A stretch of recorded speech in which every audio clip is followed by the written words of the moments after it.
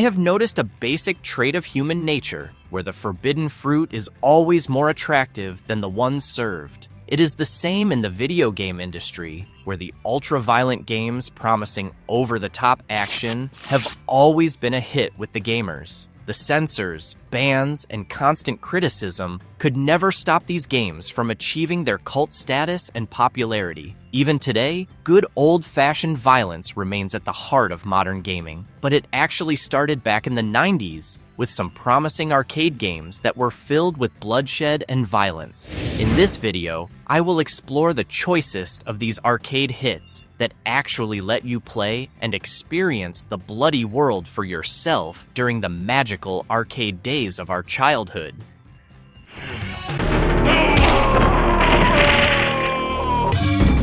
Mortal Kombat, 1992. This 1992 fighting game was developed and published by Midway, and it was the first Mortal Kombat game that announced its arrival with a bang. It became an instant hit with the fans, and the arcade game introduced a franchise that would become legendary over the years. The game is premised on Earthrealm, where a tournament is held on Shang Tsung's island, controlled by the mighty Shang Tsung, who has taken control of the tournament. With 9 wins under his belt already, another win would allow the Emperor of Outworld Shao Kahn to take over Earthrealm. And in order to prevent this, a new generation of warriors must put up a fight against his powerful soldier Goro. The critics often consider this to be one of the greatest video games ever made, and I don't think that it is much of an exaggeration. This was a pioneer in the fighting game industry, and there were numerous sequels, spin-offs, and movie adaptations that followed. Mortal Kombat also had to deal with some controversies because of the extreme violence and gore using the realistic digitized graphics, and the iconic finishing moves called fatalities were truly remarkable. It became one of the popular arcade games of all time,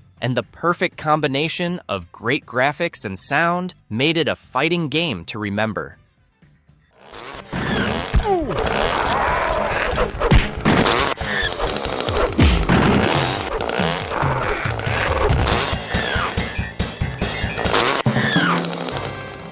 Time Killers, 1992. Time Killers happened to be one of the earliest weapon-based fighting games, and it was modeled after Capcom's hit game Street Fighter II. The gameplay bears resemblance to both Street Fighter and Mortal Kombat, and you have 8 warriors from different time periods in history who face off against each other, and finally, with death. The prize for the winner is immortality, and the stakes are high in this ultra-violent arcade game. The fighting style in Time Killers was pretty unique, and I particularly liked the death move, which could be executed by pressing all 5 buttons at once. If performed successfully, the death move could cut off the opponent's head and end the round immediately, but there were also ways to block the move. There was a super death move as well that could be executed while near a stunned opponent. However, even with all these unique things about the gameplay, the game did not really break the charts in terms of sales. As someone rightly pointed out, these death moves were the only remotely redeeming factor of this fighting game. The graphics, sound, and clunky gameplay did not make it fun to play aside from the morbid violence on offer, and even the faulty controls were not impressive. The developer and publisher, Incredible Technologies, was a small company, and it made the money back even with just about 7,000 units sold, but I still think that the game was a missed opportunity because it could have been so much better. Bloodstorm. Bloodstorm, 1994. Incredible Technologies, the company that worked on Time Killers, improved themselves significantly with this game. Many consider it to be a spiritual sequel to Time Killers, even though the stories aren't strictly related. Here, the narrative is set in a distant, post-apocalyptic future, where the world is ravaged by war and famine. It has been divided into 8 provinces that are ruled by the High Emperor, and when the Emperor is assassinated, the Empire is drawn to the brink of a global war. According to the ancient laws, the ruling kings and queens of the provinces agree to gather for a bloody tournament where the Night High Emperor would be determined. Bloodstorm features many of the aspects of Time Killers, especially in terms of the gameplay. The dismembering of the opponent's arms or the special death move attacks are all there, and even this one is a weapons-based fighting game. It was an improved effort, and the game enjoyed a steady success in the arcade era, even though it faced a very stiff competition from Mortal Kombat 2. There were some innovative touches to the gameplay, such as unlocking content by knocking down a part of the background to cover up a death trap. It was also the first instance where a player could drop their weapons willingly or even change them with another character's. My final verdict on this one is that it was never up to the levels of Mortal Kombat 2, but it was still a decent fighting game in its own rights.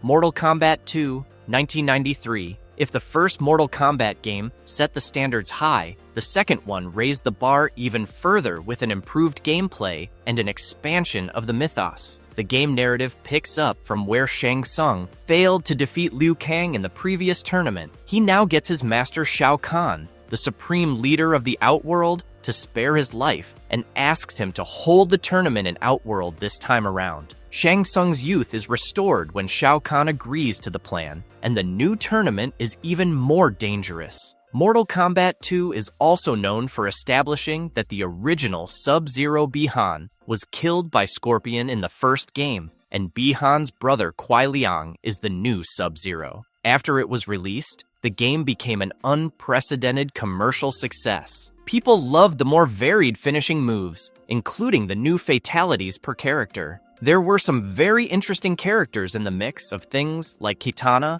Mileena, Kung Lao, Noob Saibot, and others. The controversial side of the franchise also remained intact because Mortal Kombat 2 did not go easy on the violence. The game had the perfect blend of great graphics and action, and the hype surrounding the game was well-deserved. Even the controls were great, and the experience was something that few other fighting games could deliver. It ensured an extensive run of the franchise, and within a couple of years, there was Mortal Kombat 3 to titillate the fans further.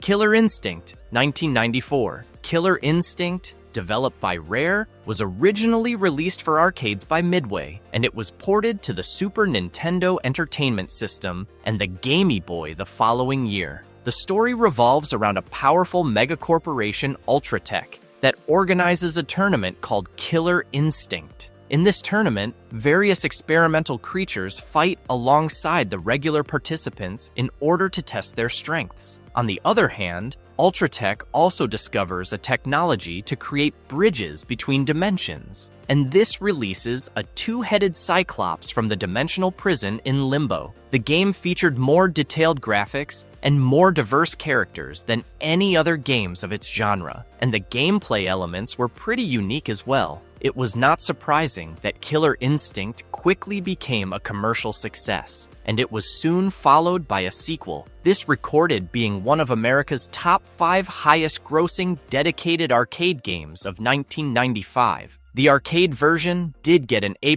getting, and the ultra-violent content was frowned upon by many, but that did not deter the popularity of the game. The controls weren't the best among the contemporaries, and there were some complaints about the translation of the game into the consoles. But for me, the arcade version was extremely enjoyable and made my hours go by a lot faster when I was a kid tasting my first super violent gameplay.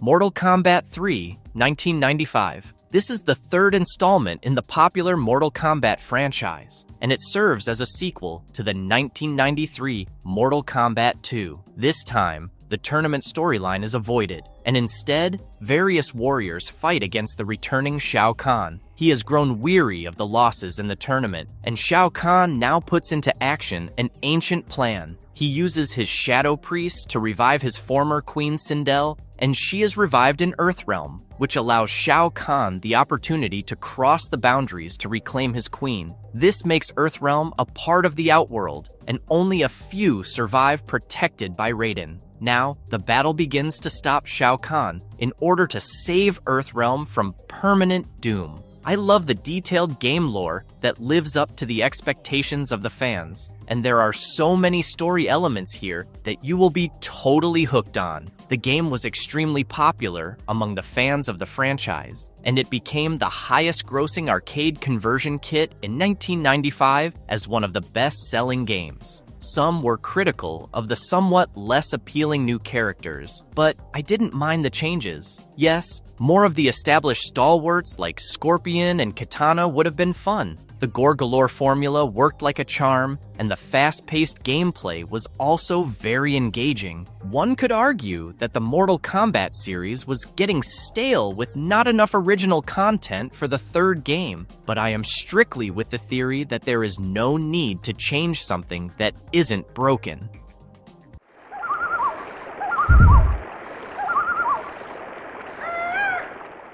Primal Rage, 1994. In Primal Rage, Earth has been devastated by a cataclysmic meteor strike, transforming it into a primeval world called Earth. Amid the ruins, 7 colossal beasts, including dinosaurs and giant apes, emerge from their slumber, and each one of them possesses godlike powers. These creatures become deities to the surviving humans, who split into tribes and worship them. Some beasts, known as the virtuous beasts, desire to restore balance and protect Earth, while the evil beasts seek to dominate or destroy it. As the monsters clash for supremacy across the broken landscapes, humans cheer them on and hope the victor will shape the world's future according to their chosen god's vision. This game does have a nostalgic value for many, but strictly speaking in terms of the gameplay, there have been better arcade games during the time. Yes, it was pretty innovative to add creatures and gorillas in the fight, and Atari Games did a decent job in developing this one. It was fun to take control of the prehistoric beasts and fight the others for the fate of the planet, and I found the story to be intriguing enough. Primal Rage sold over 1.5 million copies, and it promised an excellent show of graphics and sound design. I wish the gameplay was better, but one couldn't really complain at 25 cents per play and 25 cents to continue. Overall, it was a solid beat-em-up game with a post-apocalyptic storyline, and it did manage to stand out amidst some stiff competition.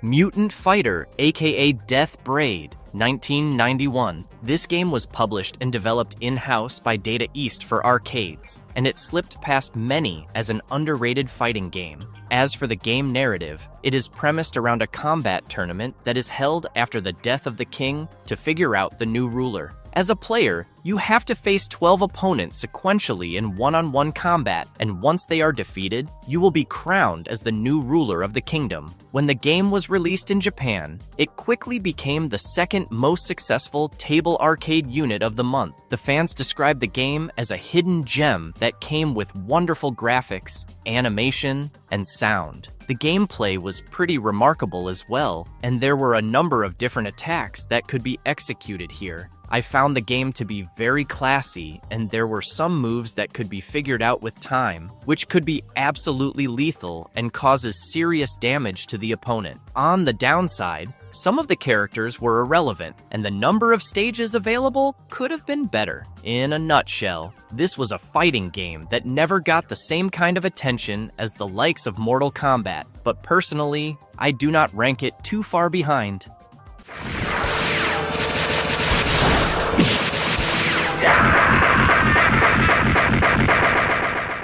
Dark Edge, 1993. In Dark Edge, the story unfolds in the distant 25th century, where a powerful artificial intelligence has taken control of civilization. Humanity struggles as society is ruled and monitored by this central computer system. The playable characters, a group of 6 unique fighters, are fugitives who have managed to break free from the computer's grasp. Each character has their own background and motivation for escaping the oppressive regime. As the game progresses, these fighters are hunted by specialized assassins sent by the computer to eliminate any threat to its rule. Players must guide their chosen character through a series of battles with these deadly agents, fighting their way toward freedom and the hope of overthrowing the machine-dominated world. This was Sega's first attempt at an actual 3D gameplay in a fighting game, and the game relied on the company's well-proven sprite scaler technology. This made the visuals stand out,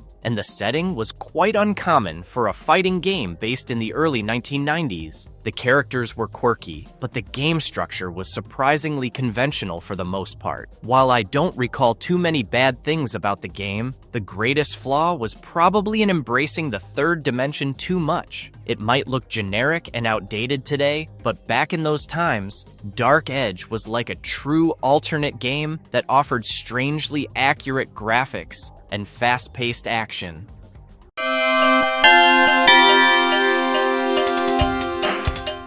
Guardians of the Hood, 1992. This side-scrolling beat-em-up was developed and released by Atari Games, and it was somewhat similar to Pit Fighter in that it used the similar digitized sprites. The story of the game was set in the fictional town called Center City in the US. 3 gangs, the Dreads, the Shavers, and the Dragons, led by Mr. Big, took over the neighborhood. It was up to a local group of gym-goers called the Guardians to fight their way into the gang's territories in order to save the hood and regain control of the fallen city. While I do remember this game for being extremely brutal and gory, it was by no means the perfect fighting game, and it was not among the most popular during the time. The cutscenes were choppy, and even though the characters were intriguing enough, the overall plot fell flat. I did like the enigmatic villain, and who can forget the final boss, or big boss as they called it, the dominatrix woman with a whip. Guardians of the Hood had the potential to be a lot better, but the awful controls got in the way and made this a below-par game. Even the gameplay wasn't worth remembering, and it was just the innovative kills and bloodshed that got people going.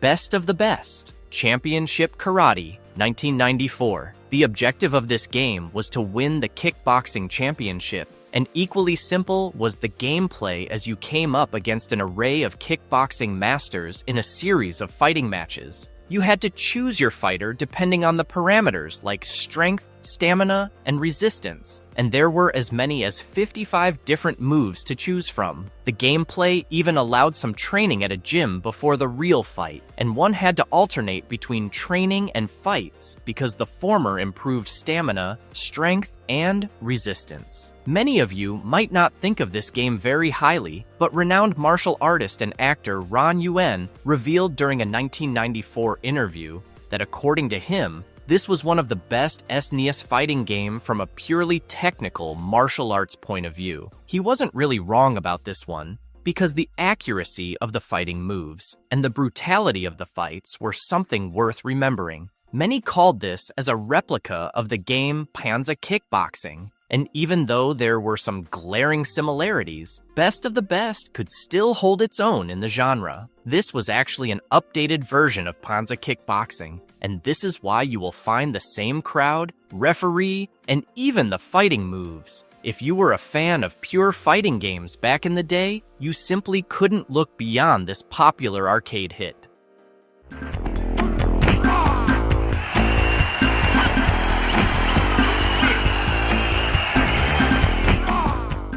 Pit Fighter, 1990. This fighting game developed by Atari Games featured a gameplay that was similar to Taito's Violence Fight and SNK's Street Smart. The player had to fight his way through the opponents until his energy ran out. There were some unique bits about the fights, especially during the final battle called the Championship Match, which was between the player and the mysterious entity taunting the player. Also, the crowd could interfere in the fights by attacking and dropping usable weapons into the fight. I really liked how the game used digitized live actors captured through a blue screen process, which meant that there was a touch of realism in the visuals. Also, the on-screen character animation of the game was replays of the actual footage, and this game was one of the earliest ones to use digitized sprites after Rikei Doshi, Chinese Exorcist. Most of the gamers regarded this as a thoroughly enjoyable beat-em-up, and this reflected in the sales. Some were not so happy with the graphics and the sound, but I don't think these are more important than the gameplay for such a fighting game.